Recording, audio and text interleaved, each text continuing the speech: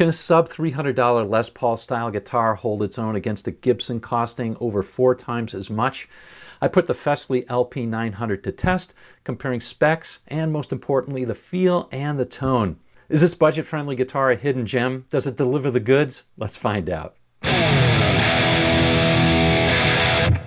The Gibson Les Paul. It is a guitar that's made for rock, and I love my Gibson, as evidenced by how much it's worn out right there. I use it all the time. It's a great guitar. But let's face it, Gibsons are expensive.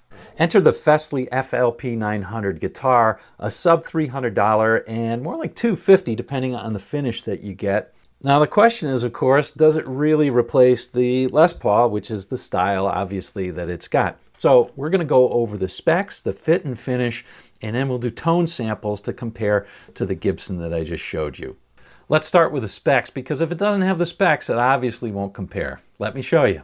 As far as the standard specs, it clearly passes. It looks like a Les Paul, although it's got a slightly sharper horn there, and it's got all the basics. It's got the 3-way toggle switch, the 2 humbucking pickups, the Tune-o-matic bridge, the 2 volume, 2 tone controls. So all the standard Les Paul specs are there. But it's got some additions that you might not expect on an inexpensive guitar. For example, this has a weight-relieved mahogany body. So instead of a 10 or 11 pound guitar, it's about 9 pounds, which is kind of nice. And check this out, it has a tummy cut, which is really nice because it makes it more comfortable to play.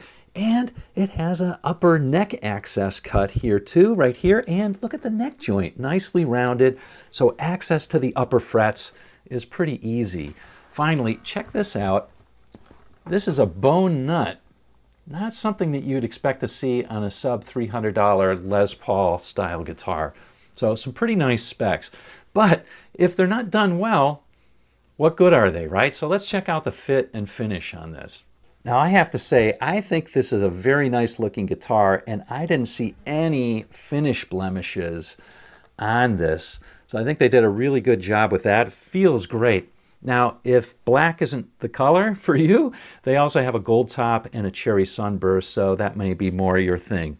Now, in terms of the workmanship of the guitar, the fretwork is actually really good. No fret ends whatsoever up to the neck joint. At the very top, it's a little bit rough, but that happens on expensive guitars too. In terms of the cut of the nut, I'm kind of a stickler for this, and a lot of budget guitars get this wrong, but the action is actually right near here. Now, I'll also be honest in that everybody always says, oh, it was set up right out of the box. It was okay out of the box, but I did tweak the truss rod. It's a dual action truss rod, by the way, and I could get it in really well. I dialed in the playability really well. I think the frets are pretty darn level, as well as there's no fret ends. So that's pretty good workmanship on this, honestly. The only thing I don't like about it, I'm not a huge fan of these knobs. That's easily replaced. But the tuning machines, they're a little bit sloppy. I might replace the tuners and the knobs. All right, the fit and finish, the specs, all good. But does it sound good? Let's check that out next. We're going to start out with the clean sounds. Okay, here's where the fun begins. We're going to compare the Fesley to a Gibson. We're going to compare the tones. Now, if you've never seen my comparison videos before, I am only using amp and fingers unless I tell you otherwise. I do not doctor the sound. I do zero post-processing, so I'm not adding compression and stuff like that. I want it to sound the way that you're going to hear it. So it's not going to sound perfect. So unless I tell you, there's no pedals. I just have the amp, which is a Fender Tone Master Deluxe Reverb. Okay, it's not an expensive amp. So these are tones that you can get by plugging into your decent amp. And I have a little bit of reverb on the line. That's it. We're going to do clean tones first, and then we're going to do dirty tunes, and then at the end we'll do a little bit of high gain. Not high gain like metal, but high gain like sort of hard rock high gain. Well, let's have some fun.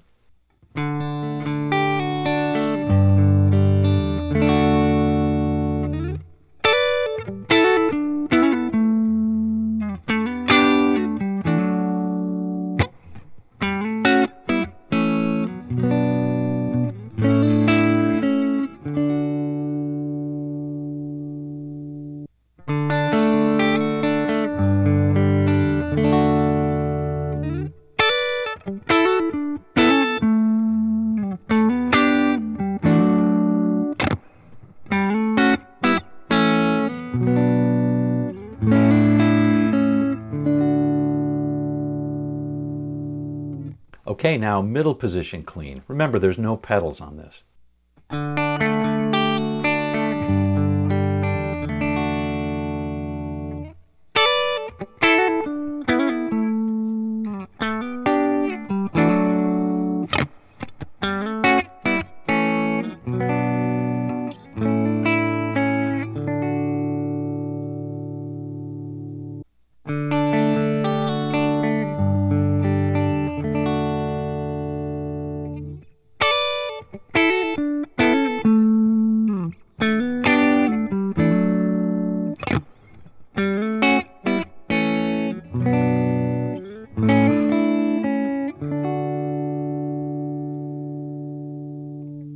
And now bridge position clean.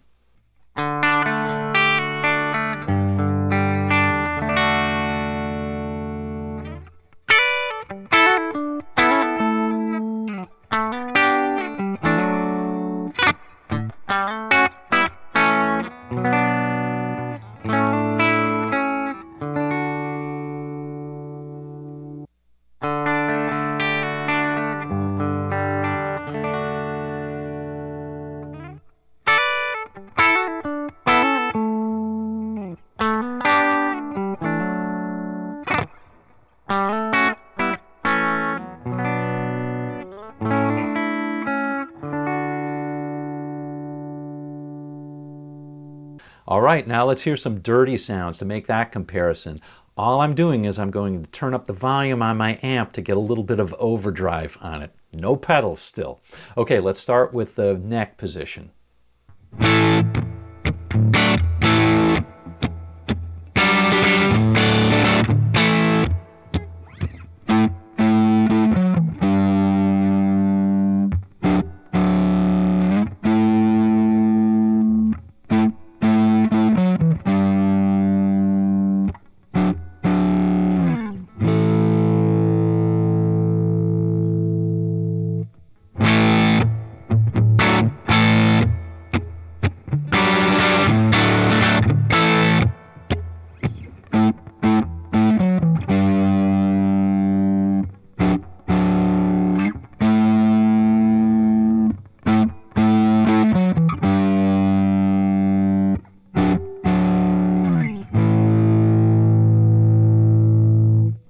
Okay, now let's compare middle position dirty.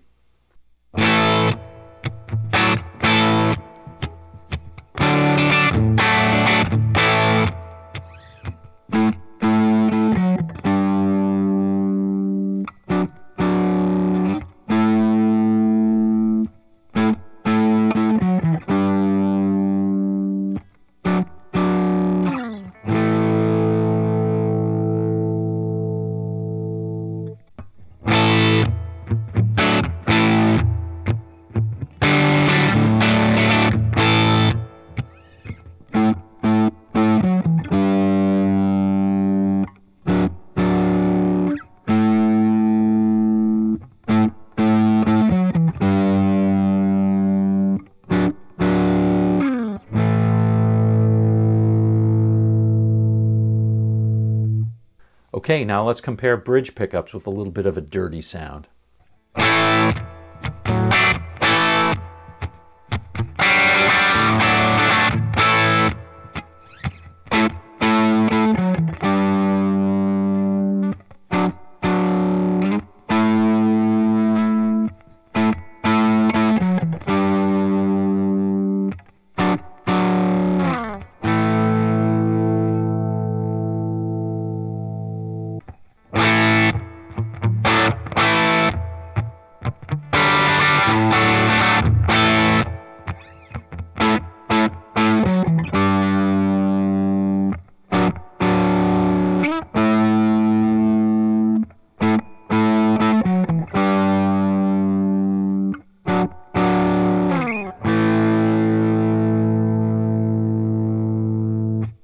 Okay, now let's compare high gain.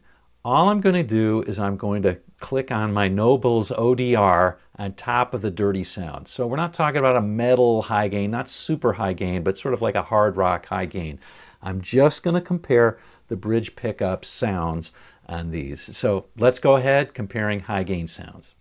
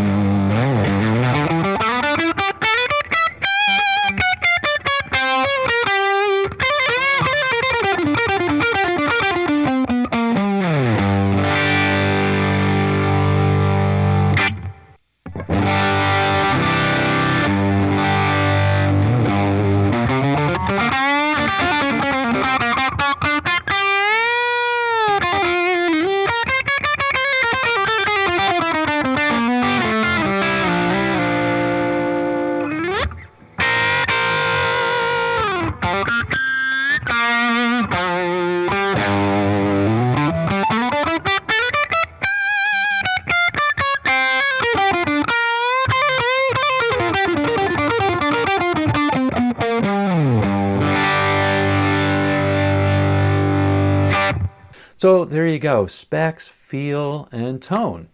I'll admit it, I was a bit surprised by this one, and I might even keep it because I think the workmanship is really good.